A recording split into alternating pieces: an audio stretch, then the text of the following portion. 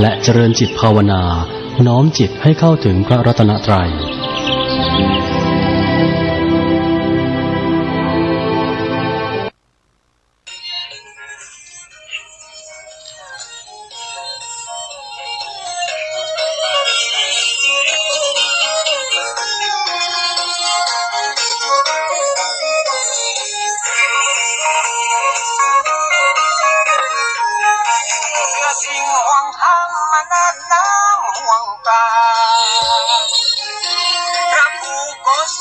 ห่วงศรัทธาเจ้าบ้า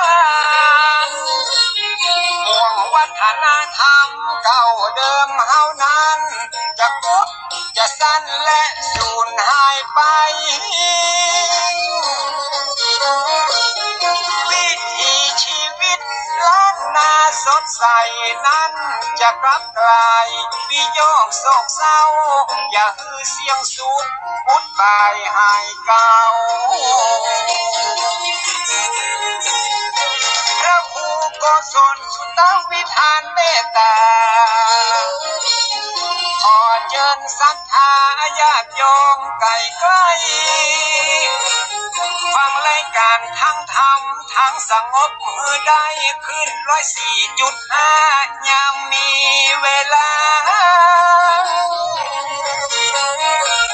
สถานีวิทยุพระพุทธศาสนาอุณคลื่นซ้อหารับฟังมือได้สารธรรมคำสอนหลากหลายฝากไว้ถึงว่าโลกจะเปลี่ยนไปตามสมัย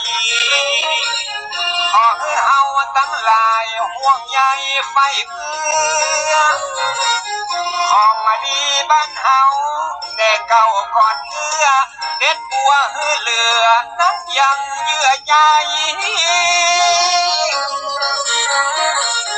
อนุรักษ์รักษา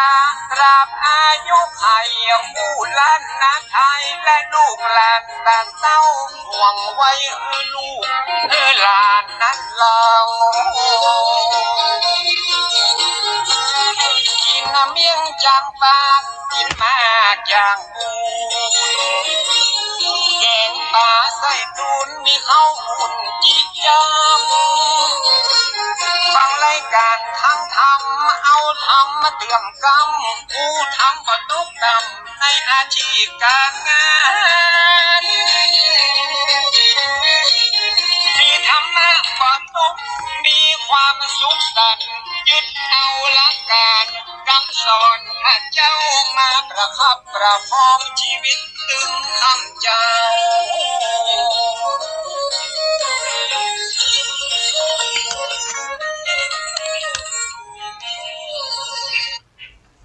ขอความงอกงามในธรรมขององค์พระสัมมาสัมพุทธเจ้าจงมาเกิดมีแก่บรรดาท่านสาธุชนพุทธบริษัททุกท่านที่ฟังรายการทานธรรมทั้งสงบในค่ำคืนนี้ตรงกับวันพระแห่คืน15 ค่ำเดือนเก้าเหนือตรงกับวันศุกร์ในวันนี้อาจจะมาภาคพระครูโกศลสุตวิธานดร.ผู้ช่วยเจ้าอาวาสวัดพระสิงห์วรมหาวิหารอำเภอเมืองเชียงใหม่ได้มาพบปะกับญาติโยมทุกวันศุกร์เพื่อจะนำเอาสารธรรมคำสอนขององค์พระสัมมาสัมพุทธเจ้าได้มาเผยแพร่เข้าถึงจิตถึงใจกับญาติโยมทั้งหลายก็การฟังเทศน์ฟังธรรมฟังธรรมะเพราะถือว่าเป็นการชำระล้างจิตใจก่อนที่จะเข้านอนเราก็ล้างหน้าแปรงฟันอาบน้ำอาบท่าก่อนจะเข้านอนเพื่อให้ร่างกายสะอาดสะอ้านปราศจากโรคภัยไข้เจ็บตื่นขึ้นมาก็ต้องไปล้างหน้าแปรงฟันปัดแป้งหวีผมตามภาษาของชาวบ้านอันนี้ก็เป็น ปกติเป็นธรรมดาก่อนออกจากบ้านก็แต่งเนื้อแต่งตัวกันเสื้อผ้าอาภรณ์เขาก็ใส่ให้เหมาะพอเหมาะพอควรตามกาลเทศะนี่เป็น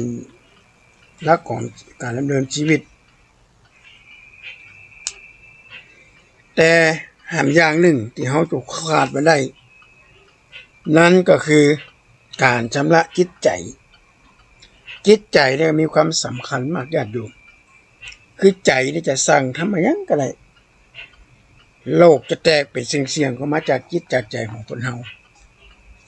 ถ้าใจบ่สั่งร่างกายก็บ่เคลื่อนไหวในนามพุทธศาสนาบอกว่าธรรมทั้งหลายมีใจเป็นใหญ่ใจเป็นหัวหน้า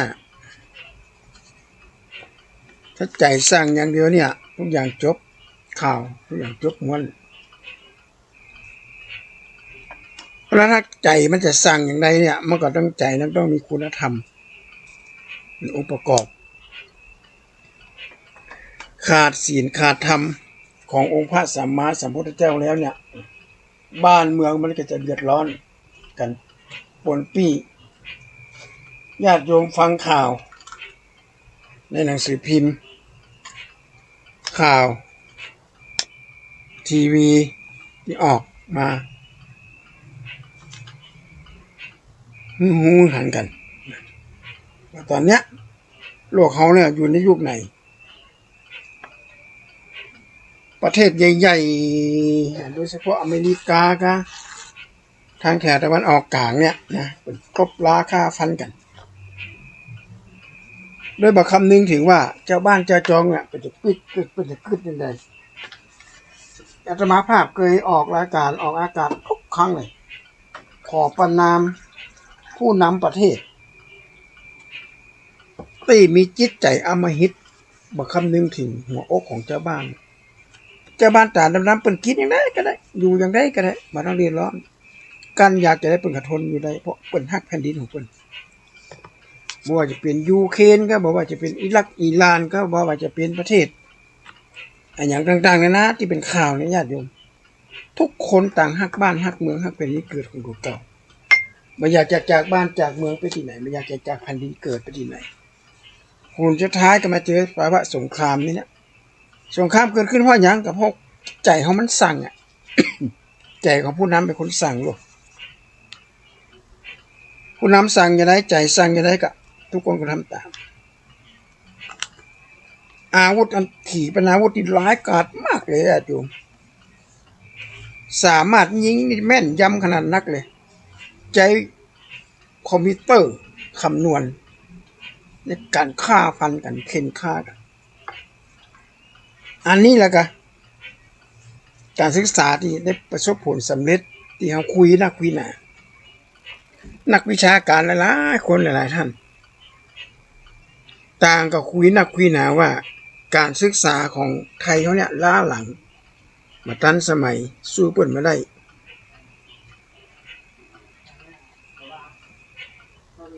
เอามาวิเคราะห์กันว่าไผกันแน่ที่ล้าหลังไผกันแน่ที่ล้มเหลวในด้านการศึกษาพระพุทธเจ้าก็ถึงตรัสว่าอภยาปัชชังสุขขังโลเก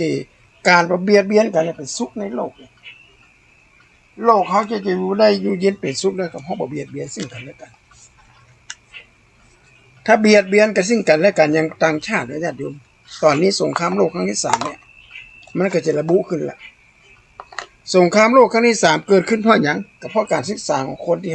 ขาอวดหน้าอวดหนานะอวดส่งลูกส่งหลานไปเรียนเมืองนอกเรียนนะไปเรียนต่างประเทศไปเรียนยุโรปเพื่อจะนำมาพัฒนาบ้านเมืองเป็นยังไงของเอาพัฒนาอย่างไรยิงกันตุ่มต่ำประเทศใหญ่ๆก็มีหน้าที่อย่างนี้คือขายอาวุธสงคราม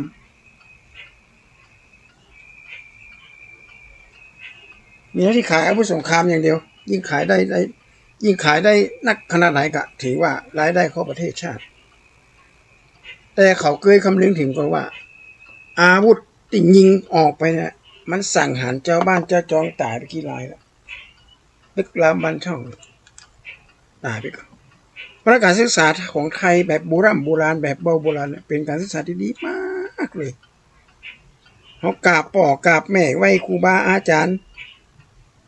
ที่เปิ่นมีบุญคุณต่อเราบากันไปกราบไปไหว้ไปถึงวันเดือนปีวันขึ้นปีใหม่กับวันเกิดของปู่อุ้ยแม่ป้าวันเกิดของคนนั้นวันเกิดของนี่เฮากับปากันไปกราบไปไหว้เป็นลำลึกถึงพระคุณอันยิ่งใหญ่ของพ่อของแม่ทำบุญให้กับบรรพบุรุษอย่างต่างๆนานาอย่างเนี้ยอย่างวันเนี้ยอย่างแต่เจ้าเนี้ยอย่างตะวาเนี้ยตะวาเนี้ยเขาก็ไปมีการสืบชะตาบ้านชะตาเมืองตาลขันเข้าหาปูพระกาลีชนทั้งหลายเปรตที่มีผู้รู้ประการต่อบ้านต่อเมืองเนี่ยไปตาลเข้าหาเปิดหยาดน้ำตาลหาเปิดเนี่ยคือวิถีชีวิตบ้านเฮาแหละดีขนาดนั้นเลยการศึกษาในพุทธศาสนานี่บ่เคยล้มเหลวนี่ญาติโยมใครจะมาดูถูกเหยียดหยามว่าการศึกษาไทยล้มเหลวจะล้มเหลวมันไม่ใช่ไม่ได้ล้มเหลวการศึกษาไทยยิ่งศึกษาในไทยแนวพุทธศาสนายิ่งเจริญด้านไหนญาติโยมมันเจริญด้านจิตใจเหมือนกันตั้งในพวกโลกถ้าจิตใจเอาดีเนี่ยนะเขาสามารถที่จะยังก็ได้ทำยังก็ได้เพราะจิตใจเขามันดีแหละถ้าจิตใจมันหดหู่จิตใจมีแต่ความโลภพอสังเกตดูให้ดีหรอประเทศที่เป็นมหาอำนาจในด้านอาวุธสงครามญาติโยมจะเกิดพายุร้ายทอร์นาโดหมุนกันนำมาฆ่าเขียนฆ่าธรรมชาติคงจะเป็นบ้าเป็นกรรมก็ได้มั้งนะที่เขาทำแบบนี้บ้านเราเคยมีก่อนเชียงใหม่มันเคยมีเลยอย่างเก่งกับมีน้ำท่วมเล็กๆน้อยๆเชียงใหม่เขาเนี่ยนะเพราะพี่น้องเจ้าเชียงใหม่เขาเนี่ยผลมีการเคารพนับถือบรรพบุรุษไว้ย่าตาทวดเขามีคุณธรรมเพราะนั้นมาฟังเทศน์ฟังธรรมเขาก็ยึดเอาหลักในทางพุทธศาสนาเนี่ยนะเป็นที่พึ่งที่ประเสริฐมากเขาว่าประเสริฐในนี้หมายถึงประเสริฐในด้านจิตใจไม่ได้ประเสริฐในด้านวัตถุนะแถบยุโรปนี่ญาติโยมสาธุชนทั้งหลายแถวยุโรปนี่เป็นเจริญขนาดนักเจริญเหมือนอย่างหัวเปิ้นเจริญด้านวัตถุนะคนเฮาก็ไปเห่อเปิ้นโอ้เห่อด้านวัตถุมันเจริญแต่จิตใจคนมันต่ำเนี่ยเขาจะเลือกอันนี้จิตใจคนมันต่ำแล้วมันมดปัญญาที่จะมาช่วยเหลือแต่ก่อนมีฝรั่งเขามาดูถูกเหยียดหยามคนพุทธธรรมไทยว่านี่อย่างก็คือละอ่อนมากาแผลเท้าครูบาอาจารย์มากราบนะอันนี้แหละเป็นพื้นฐานญาติโยมเป็นพื้นฐานวัฒนธรรมที่งดงามมากหาที่ไหนเปรียบเทียบไม่ได้ละระหว่างคนไปก้มกราบพ่อกราบแม่กราบครูบาอาจารย์กราบผู้มีบุญคุณต่อบ้านต่อเมืองกับคนกำปืนมันยิ่งเป็นตุ่มต่ำจนเจ้าบ้านเจ้าจองล่นกันสงครามเนี่ยตอนก่อนจะมาผ่าฟังคนเฒ่าคนแก่รู้ฟังสงครามอินโดจีนน่ะที่มาเมืองบ้านเฮาเนี่ยคนเฒ่าคนแก่อายุ60 70จะเล่าให้ฟังว่าโอ้คือตายเพราะอุ้ยประมอนนี่นะป้ากันหล่นก็ในบ่อในหลุมอ่ะในหลุมลบภัยพ่อทหารไล่เข็นฆ่ากันเอาระเบิดมาขว้างระเบิดมายิงเจ้าบ้านเจ้าจองนี่ก็หล่นกันโอ้หุยตายหุยวายตายก็มีนะญาติโยมสิบหายไว้หมดมัดบ้านเมืองประเทศสหรัฐอเมริกาเอาระเบิดปรมาณูทิ้งประเทศญี่ปุ่นน่ะญาติโยมธรรมโมสั่งโคยเด้อโอ้ดีดูคนญี่ปุ่นน่ะที่ถูกรังสีปรมาณูถูกเขาใส่กลายเป็นคนพิการตาบอดก็มีแขนพุดขาด้วนตายนะอนาถเลยอันนี้แล้วกะการศึกษาที่ประสบผลสำเร็จที่เขาคุยหน้าที่ส่งลูกส่งหลานไปเรียนเนี่ย ถ้าการศึกษามันสำเร็จไปอีแล้วบ่เฮียนนี่ดีกว่าเด้อ อยู่บ้านอยู่จองอยู่ดีกว่าบ่ต้องไปเฮียนไปละเฮียนไปอีหยังไปฆ่ากันฮะนี่พุทธเจ้าพุทธศาสนาการศึกษานี่พุทธศาสนาคือการศึกษาที่เน้นคุณภาพด้านจิตใจเป็นหลักถ้าจิตใจสะอาดจิตใจมดชดใสพดจิตใจพองใสบ่คุณประมัวน่ะเฮาอยู่ไหนก็อยู่ได้กินข้าวกินหยังอยู่ไหนกินได้บอกอุ้ยแม่ป้าเฮาสมัยแต่ก่อนเป็นYouTubeอยู่เฮือนน้อยหลังน้อยเพิ่นมีความสุขมาค่ำมาแรงมากะอยู่กันพร้อมหน้าพร้อมตากันนี่อันนี้วิถีชีวิตโดยมีพระพุทธศาสนาเป็นขุมพลังหรือว่าอยู่แบ็กกราวด์อยู่เบื้องหลังเดี๋ยวคนเฒ่าบอกบริเขียนว่าคนใหญ่เสียใจให้น้ำตาย้อยเพราะลูกหลานน้อยเยาวชนเกิดอาวุธร้ายเข้ามาส่วนมีจราจรคนใหญ่เสียหน้าเกิดภัยพิบัติตัดฟันเข็นฆ่าลืมศาสนาพระพุทธแผ่นดินจะไหวเกิดเป็นไฟลุกเผาหมดไม่ทำลายหนึ่งโดยภัยแล้งน้ำแห้งป่าตายเกิดความวุ่นวายความแรงเกิดขึ้นเพราะเยาวชนคนสมองตื่นฝ่าฝืนวัฒนธรรมตามจ้าทำพิษกินทำจิตใจตามจ้าเป็นจุดเจการนำสร้างความเดือดร้อนอยู่เป็นประจำเพราะการกระทำลูกหลานทันเต้าเพราะเขาบอกเขาวัดเขาว่าป้าละออมเขาวัดเขาว่าพอฟังเทศฟังธรรมวัฒนธรรมบ้านเฮาเนี่ยที่มีความเชื่อแบบเก่าๆเนี่ยเป็นความเชื่อที่งดงามมากถ้าแปลความหมายออกมาแต่วัฒนธรรมต่างชาติเนี่ยเป็นวัฒนธรรมที่มีข้อเดี๋ยวนี้บ้านเฮาก็เริ่มมีกันแล้วไปไหว้อย่างผีปุ้ย่านะไปไหว้อย่างผีนะผีสางนางเดือไปไหว้อย่างหยังนะว่าเขาไปบวชต้นไม้บวชอย่างได้ประโยชน์อย่างไปส่งน้ำพระธาตุไปส่งน้ำบดินกีว่าไปพุ่นน่ะประเพณีเนี่ยเหมือนกับต้นไม้หรือญาติโยมต้นไม้บ่มีเปลือกเนี่ยมันจะอยู่ได้ก่อนต้นไม้ต้องมีเปลือกมีกระพี้ถึงจะเข้าไปถึงแก่นพุทธศาสนามีทั้งเปลือก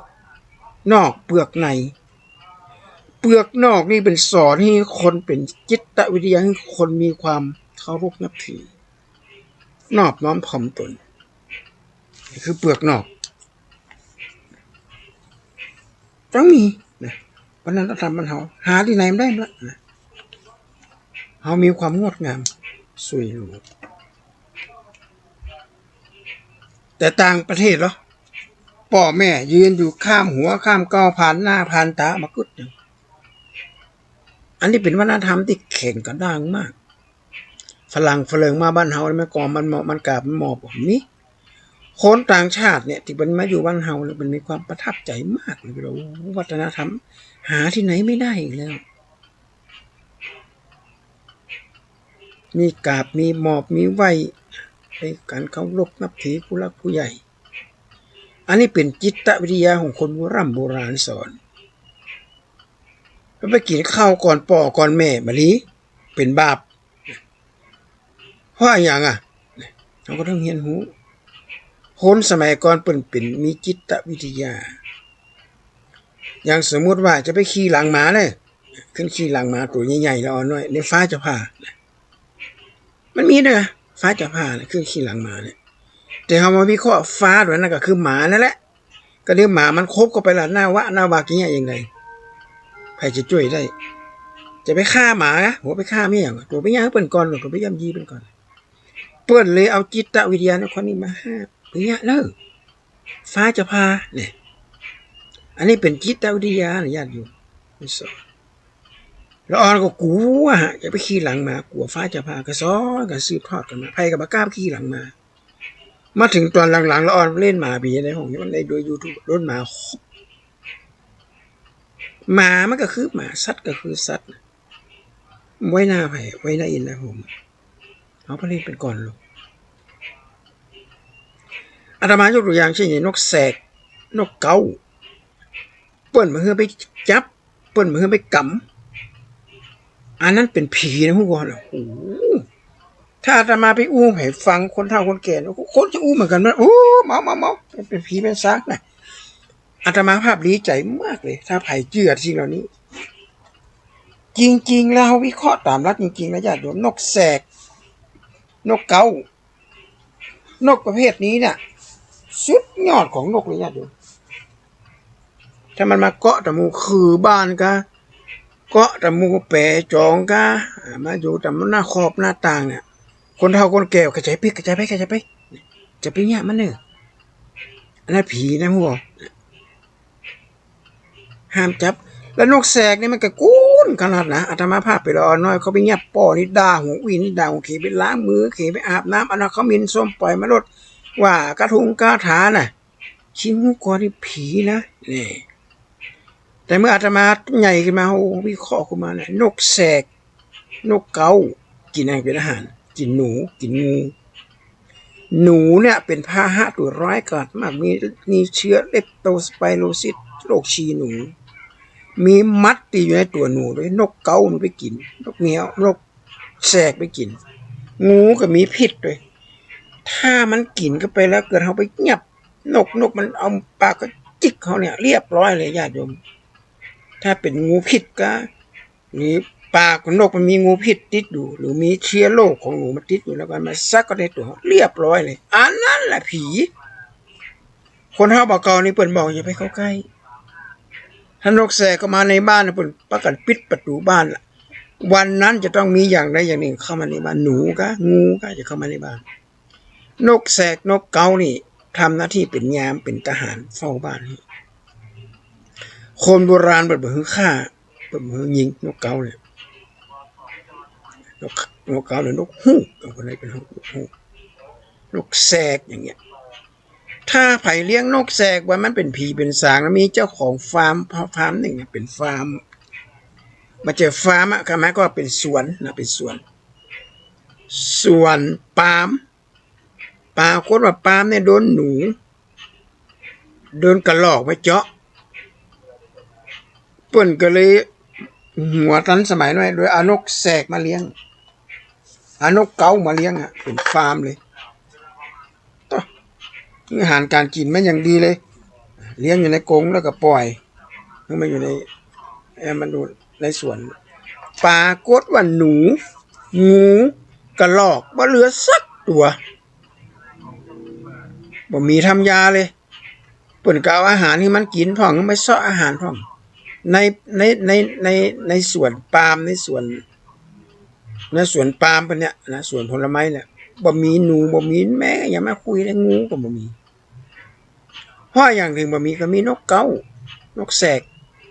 เป็นยามกวนไล่กินหมดเสียงเจ้าของสวนปาล์มเนี่ยเปิ้นก็เอาปล่อยไว้ในกรงของถ้ามันเป็นผีเป็นสางได้เจ้าของสวนปาล์มมันก็ไปไม่เหลือว่ะก็โดนนกเกาฆ่าตายหันกับญาติโยมอันนี้คือวัฒนธรรมบ้านเฮา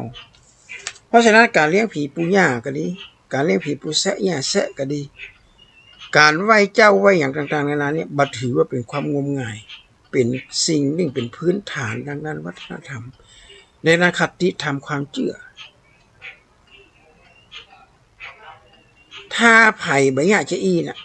เราอ่อนจะเกิดความก้าวร้าวเราไปเห็นเมืองสื่อเมืองนอกเมืองนาปะเนี่ยบ่ใครเคารพนับถือไผ่ต่างชาติใบหญ้าจะอันจะอีนั่นเป็นฝรั่งนะบ้านเปิ้นบ่มีจะมากราบมาไหว้เนี่ยวัฒนธรรมให้โยกับจับมือถือแขนกันนะแต่บ้านเฮาอย่าอันบ่ได้มีจับมือถือแขนบ่ได้นับถือตามอาวุโสกราบพ่อกราบแม่กราบครูบาอาจารย์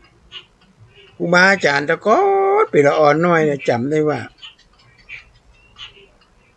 เวลาไปปะครูบาอาจารย์กลางต่างเนี่ยเฮ้ยยืนอยู่นิ่งๆแล้วอาจารย์ผ่านไปโดยเฉพาะอาจารย์ใหญ่โดยเฉพาะครูประจำจันทร์เราหวังเรื่องนี้ก็แล้วกันถ้าใครมาเคารพเปิ้นจะห้องมาถามเมื่อวานนี้ทำไมไม่เคารพกูเธอมีเหตุผลอะไรตอบไปได้สักคำเลยโดนครูเคี่ยนกันไหมโดนครูด่ากันไหม พอโตขึ้นมาเขาถึงคิดว่าอ๋อนี่คือวัฒนธรรมอันงดงามมากการเคารพนับถือครูบาอาจารย์เดี๋ยวจะมีหรอมีหรอจะมาเคารพครูปะครูกากากลางต่างจะมายืนความเคารพนี่มันเคยมีล่ะครูกับนักเรียนเล็กก็เหมือนกับเป็นมันก็เหมือนกับเรือจ้างอย่างหนึ่งอันนี้ต้องจ้างมาทำการทำงานจ้างมาสอนหนังสือหนังหาอย่างนี้ต่างๆงานก็น่ากลัวญาติโยมเพราะวัฒนธรรมไทยทั้งนั้นชาติธรรมเนี่ยนะจึงเป็นมีความสำคัญมากเขาก็สามารถที่จะส่งเคราะห์คนในรักธรรมในทางพุทธศาสนาได้ยกตัวอย่างเช่น10 ชะตาไม่ว่าจะเป็น10 ชะตาบ้าน10 ชะตาให้ป่อให้แม่10 ชะตาเมืองบ้านเมืองกับ10 ชะตาให้ครับปู่กับพระคำชาเป็นการสร้างขวัญกำลังใจให้คนทำงานป่อแม่เลี้ยงลูกมาลูก10 ชะตามันเกิดมันดีอกดีใจอายุป่อแม่ก็จะได้อายุมันขวัญยืนตรงกันข้ามล่ะปล่อยป่อปล่อยแม่ไปอยู่สถานสงเคราะห์คนชราปล่อยป่อปล่อยแม่ไปอยู่บ้านพักชราบาลดูแลมีอย่างเดียวคือส่งสตางค์มาให้ส่งหนังสือส่งสตางค์มาให้ส่งโทรศัพท์มาหากล่อมๆแก้มๆเนี่ยและปล่อยคนเฒ่านั่งว้าเวนั่งเหงาอยู่ในสถานสงเคราะห์เดี๋ยวนี้เริ่มมีขยายขึ้นมาแล้วคนสมัยก่อนไม่มีเปิดกันเลี้ยงป่อเลี้ยงแม่อยู่บ้านคอยดูแลป่อคอยดูแลแม่เบอร์ได้ห่างค่าสายตาไปที่ไหนพ่อแม่สมัยก่อนเนี่ยเป็นเลี้ยงลูกไปเอาเวลามีเวลาให้ลูกนักไปให้ไปสวนไปยังไปด้วยกันโดยเฉพาะไปเขาวัดเขาวาเนี่ยคนสมัยก่อนถือขันก็ดอกไม้ไปเขาตอกขันก็ดอกไม้นี่เป็นจะอุวะนี่สมัยไปตามไปไม่ม่อนเลยจะมาภาพยังจำได้อยู่สมัยม่อนแล้วเนี่ยเป็นละมาตกทอดโอ้ฮอกก็ตกเป็นมรดกเป็นขันเงินนะขันเงินกับขันทองเหลืองของเนี่ยนักตึกกึกอะไรก่อนไว้เพื่อจะเอาเขาดอกไม้อยู่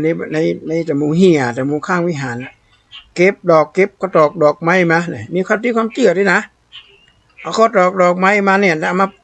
เอาไก่กินน่ะไก่มันจะมีหลายสีว่าจะอันโคตรก่อนถามแม่เอาเขาดอกไม้อย่างนั้นจริงๆแล้วเปิดอยากจะเพี้ยววัดเพี้ยวบานนั่นแหละเจ้าพระเนรพระไว้มีแล้วก็แบบใครเพี้ยววัดเพี้ยวบานก็ไปกูวัดจะเอาขว้างก็เสียดายก็มาให้ไก่กินเนี่ยดอกไม้ก็ให้งัวกินปองกาเนี่ยให้งัวให้ควายกินมันจะได้มีสีสันงดงามว่าไปอันนั้นนะคนละก่อนอันนี้เป็นคติธรรมคติในด้านความจริงไผบ่เข้าวัดเข้าวาระวังให้ดีเนอะมีอันเป็นไปจะเป็นเย็นอุดอัดแอดนะมีพิษหัวเถียงกันอย่างเงี้ยคนตะกอนนี้เป็นมีความเชื่อกันแบบนี้เพราะฉะนั้นเดี๋ยวนี้บ้านเมืองมันเปลี่ยนไปแล้วญาติโยมจากการเข้าวัดเข้าวาก็บ่ค่อยมีเวลาพระสงฆ์ปรับการเผยแพร่พุทธศาสนาโดยการนำเอาหลักธรรมมาออกอากาศแล้วมันจะว่าเป็นรายการสดพร่องรายการอัดเป็นวิดีโอก็ดีเป็นอย่างก็ดีเป็นภาพถ่ายภาพหันได้ชัดเจนคือญาติโยมในเข้าใจใหม่เขาก็เอาเก่าเขาก็มาละเก่านั่นก็คือความเชื่อดั้งเดิมแต่ก่อนเลี้ยงผีปู่ย่าแต่ก่อนเปิ้นมีสู่ขวนควายได้ญาติโยมเวลาไถนาเสร็จเรียบไว้มัดก็เอาข้าวดอกไม้ไปวางไว้ควายจะแปะได้ไม่ได้กับมั่วแม่ก็ไปขอโทษขอโพยได้เขียนได้ตีไก่กรรมเป็นบาปวจีสาปจังไรมโนใจบันบ้านก่อนเนี่ยเพิ่นจะไปขอขมากันเพิ่นดอกเอี้ยงใหม่นาแล้วก็น่ะมันอยู่แต่หัวนาน่ะเอาไปให้ควายไปขอขมาเพราะว่าสู่ขวนควายหันก็ญาติโยมขนาดควายเป็นสัตว์ที่หับใจให้แล้วนะคนทุกคนมันยังบ่ลืมเนี่ย แล้วบัดเดียวมีก็ควายเดิมจะมีหรอควายควายญี่ปุ่นควายยุโรปควายเล็กวัฒนธรรมเล็บมันบ่มีลมหายใจแล้ววัฒนธรรมที่มีลมหายใจอยู่นี่ก็คือพุทธศาสนาที่สอนให้คนรู้จักความนอบน้อมถ่อมตนปะผู้รักว่าอยากจะยกมือไหว้ไปมือสากราบเดี๋ยวนี้ก็จะเริ่มแล้ววัฒนธรรมที่เปลี่ยนไปก็จะเริ่มกันแล้วสังเกตดูมีหลายๆคนแล้ว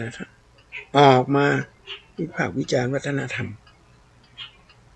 ว่ามันบัดถูกต้องของมันเป็นเช่นนั้นมันเป็นที่ก็ว่ากันไปทางที่บ่ฮู้ต้นสายปลายเหตุบ่ฮู้ที่ไปที่มาอย่างเพราะฉะนั้นก็หวังว่าญาติโยมคงจะเข้าใจปาลูกปาหลานเขาวัดเขาว่าฟังเทศน์ฟังธรรมจะไปปล่อยปละละเลยละอ่อนสมัยนี้มันอ่อนสมัยนี้มันบ่เหมือนอ่อนสมัยตะก่อนอ่อนตะก่อนนี่เป็นพวกมันมีครอบครัวอะไรอยู่ด้วยกันพ่อแม่อยู่กับอบอุ่น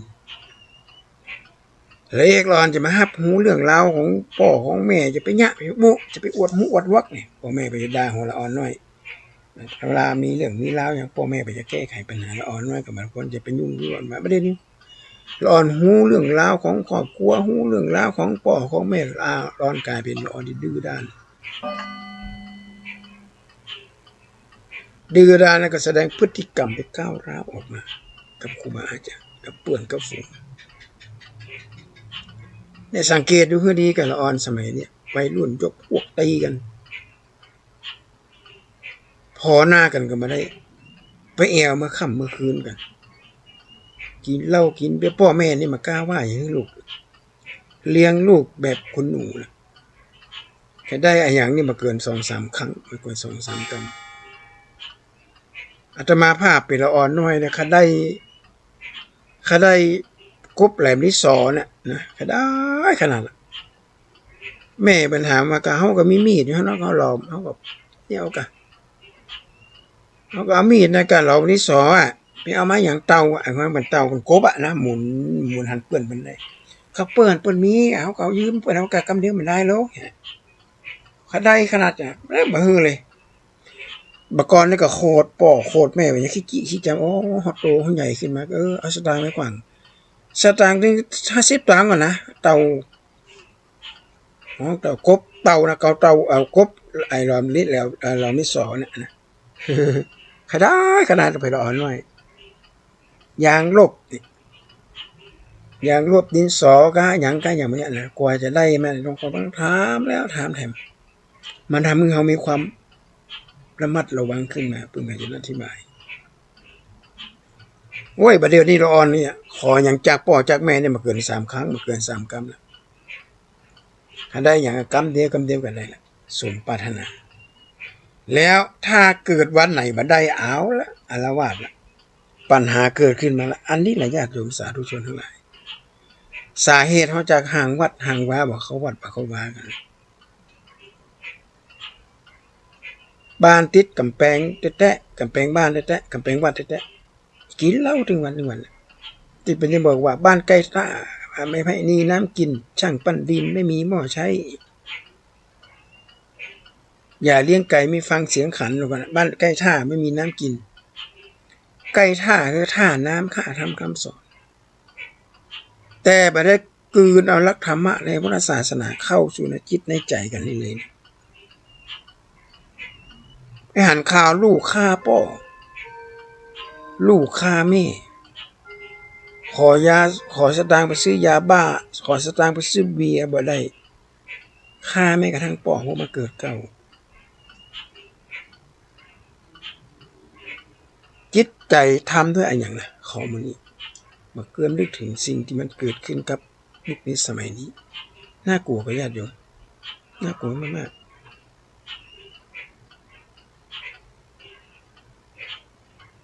นี่ญาติโยมสาธุชนทั้งหลายนะเพราะฉะนั้นก็มันฟังเทศน์มันฟังธรรมเป็นตัวอย่างให้ลูกได้หูได้หันถ้าตัวอย่างดีเท่ากับสอนได้เป็นเป็นชั่วโมงตัวอย่างที่ดีงาม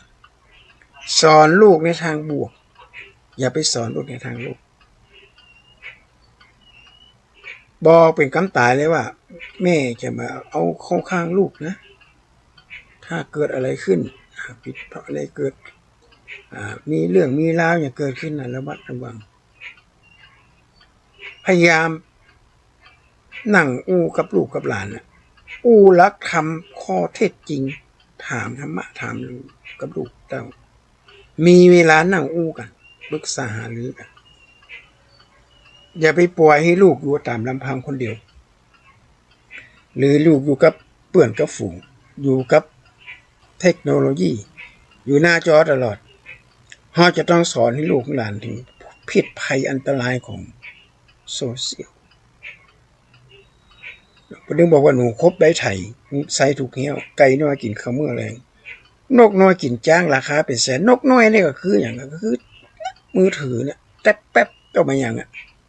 วัดท่อหนังสือพิมพ์นิตยสารทีวีใครมาใครพ่อกันแล้วไปเลยเนี่ยก้มหน้าพอกับนกน้อยตุกกินจ้างราคาเป็นแสนมาได้ดูแคนฟังเป็นในเจ้าอันนี้เป็นเรื่องจริงนะญาติโยมนี่คนเท่าบอกกอบนว่าได้เปรียบนกเหมือนกับเปรียบนกเหมือนกับสื่อสารนกพิราบสื่อสารก่อนนะคนสมัยก่อนเปิดไปออกซิกออกอย่างเนี่ยเปิดก็จะเอานกพิราบไปด้วยถ้าจะเขียนอะไรถ้าอย่างก็เขียนจดหมายนกพิราบแล้วก็ปล่อยบินข้ามภูเขาข้ามอย่างนั้นมันจะปีกมาอยู่บ้านแล้วเขาก็แกะจดหมายนั้นอ่านว่าตอนนี้ถึงไหนตอนนี้มีก่อนนี้อย่างเปลี่ยนแปลงอย่างก็เลยนกพิราบสื่อสาร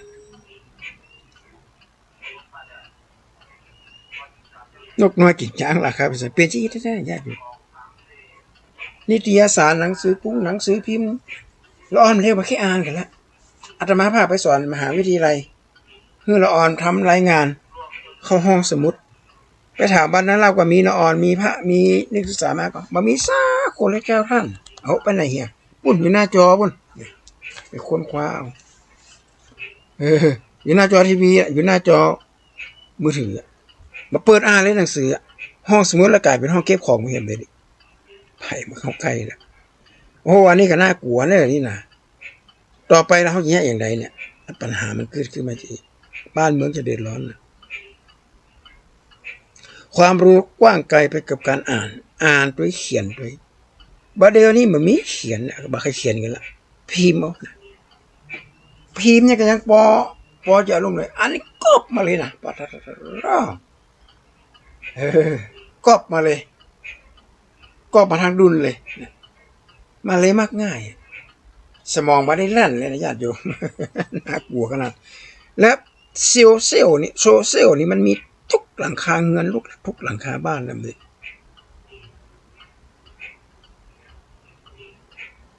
บ่มีบ้านไหนนะที่จะบ่มีโซเชียลนี่มีมือถือทุกคนทุกหลังคาเงินจะมีน้อยหลาย 0.1 0.2 นอกนั้นมีครบถ้วนแล้วจะทำอย่างไร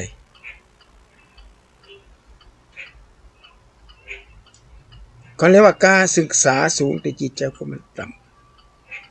ำเพราะมนุษย์เราไม่อยู่สองอย่างนะญาติโยมมี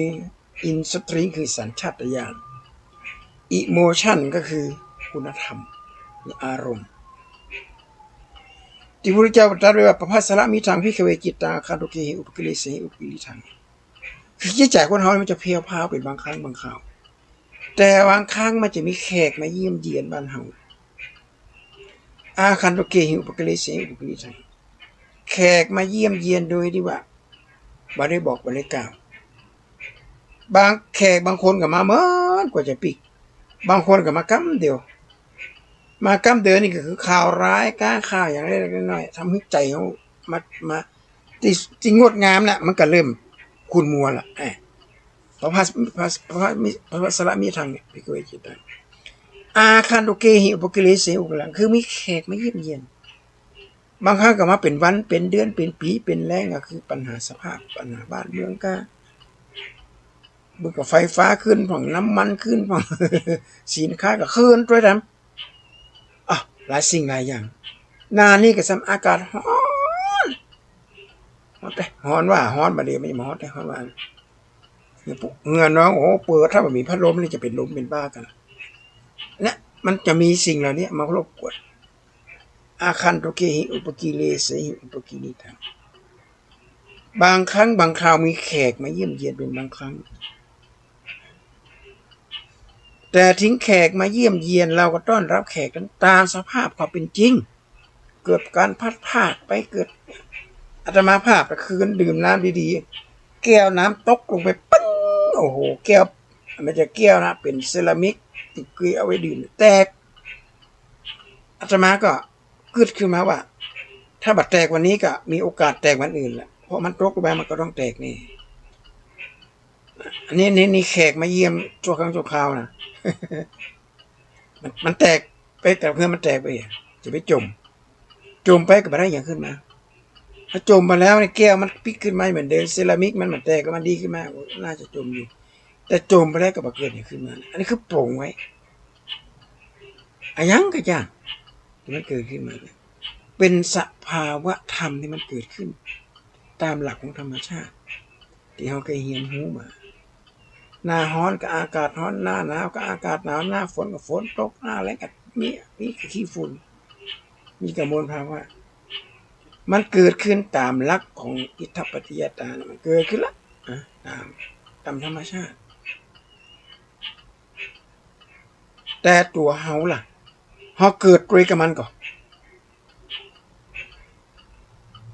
อันนี้เรื่องสำคัญนะแต่ที่เขาจะยุดกับแต่ที่เขาจะมันเกิดขึ้นแล้วเอามาเป็นมรณานุสติ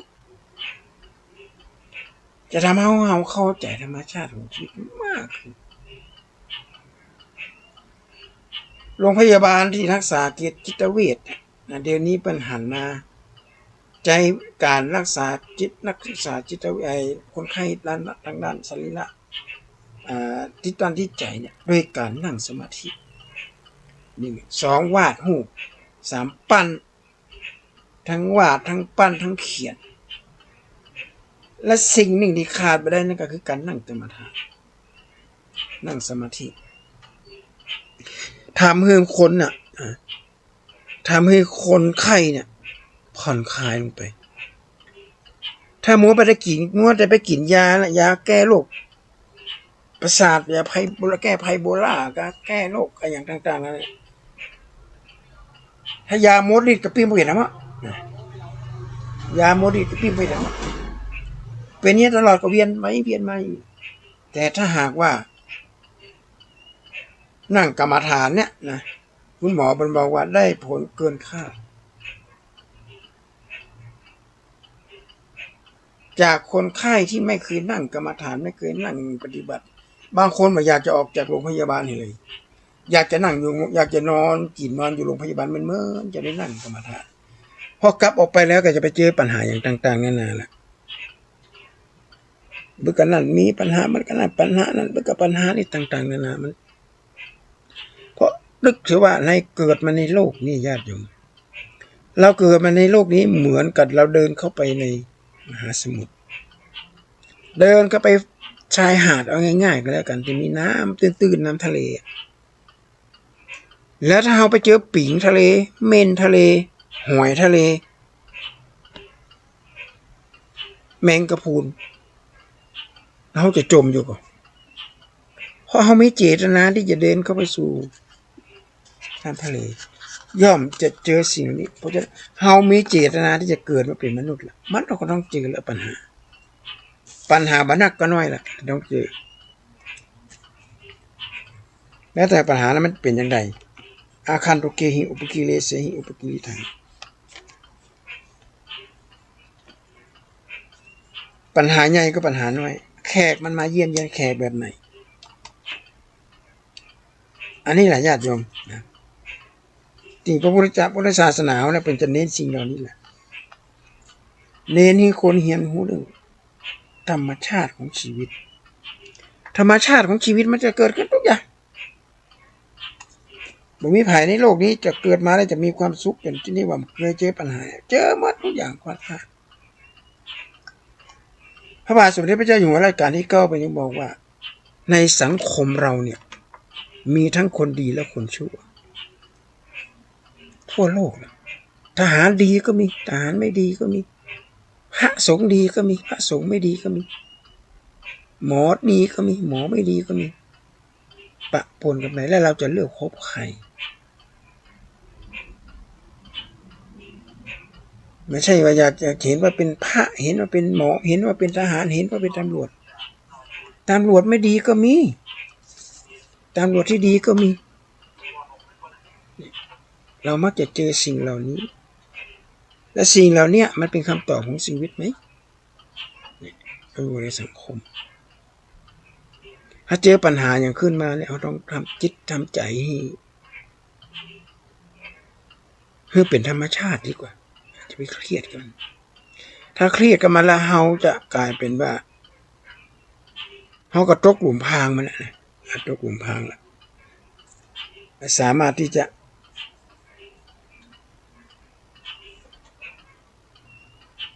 บ่งได้ละนะไปตกหลุมพรางแล้วเลยตามเลยก็เลยว่าเมื่อมีทุกข์เข้ามาแล้วปุ๊บก็มาเอาสิ่งที่แก้ทุกข์มาใส่น่ะไปกินเหล้าของกะไปแอบมาค่ำมาคืนกะไปผ่อนคลายแล้วถามไม่ผ่อนฟรีกะหนี้สินมันหายไปกะหนี้สินก็ไม่ได้หายหนี้สินยังอยู่เหมือนเดิม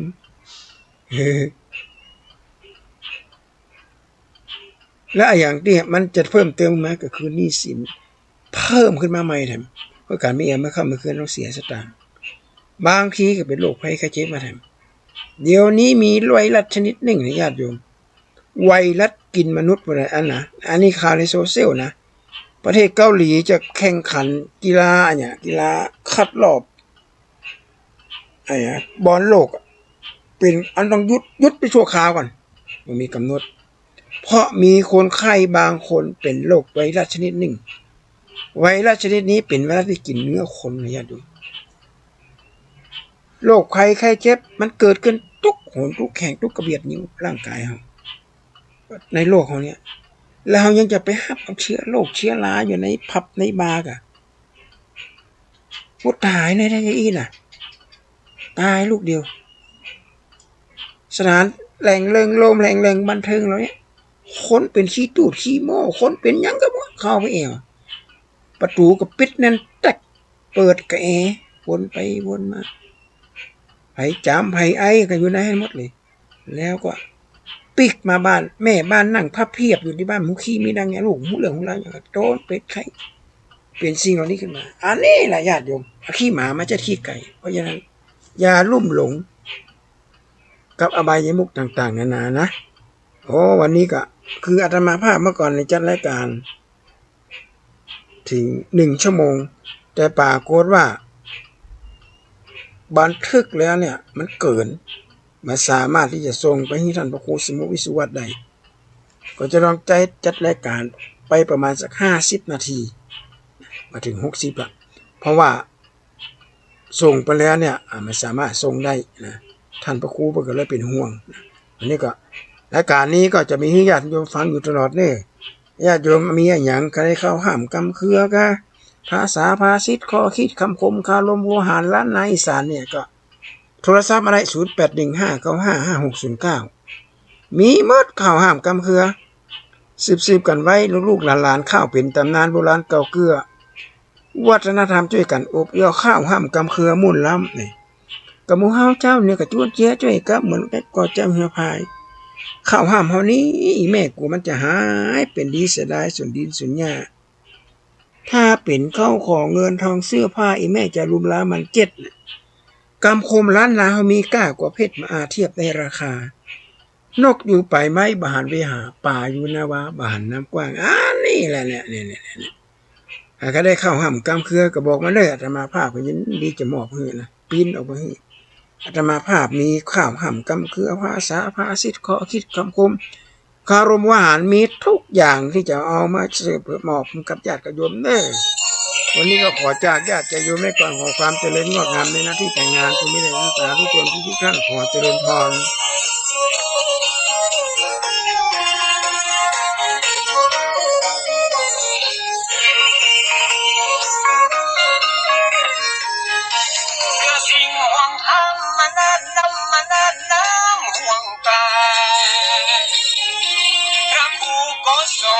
ของศรัทธาเจ้าบ้า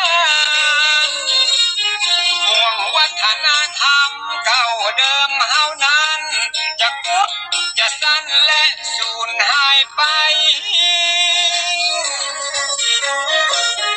วิถีชีวิตล้านนาสดใสนั้นจะกลับกลายวิโยคโศกเศร้าอย่าฮือเสียงสูดพุดตายหายเก่า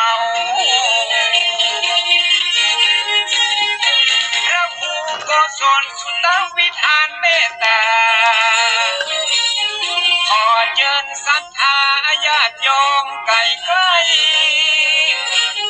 ฟังรายการทั้งธรรมทั้งสงบมือได้ขึ้น104.5ยังมีเวลาสถานีวิทยุพระพุทธศาสนามุนคลื่นซ้อหารับฟังมือได้สารธรรมคำสอนหลากหลายฝากไว้ถึงโลกจะเปลี่ยนไปตามสมัยขอให้เฮาตั้งหลายห่วงใยไฟเกลือของดีบ้านเฮาแต่เก่าก่อนเอื้อเด็ดบัวเหลือนับยังเยื่อใย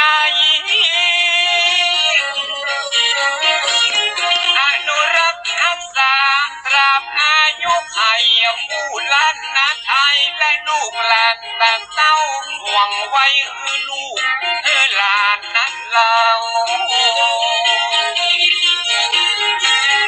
กินเมี่ยงจางปากกินมากอย่างปูแกงปลาใส่ตูนมีข้าวหุ่นจียำฟังรายการทั้งทำเอาทำมาเตื่อมกำผู้ทำก็ตกต่ำในอาชีพการงานมีธรรมะความตุกมีความสุขสันต์ยึดเอาหลักการคำสอนพระเจ้ามาประคับประคองชีวิตถึงคำเจ้า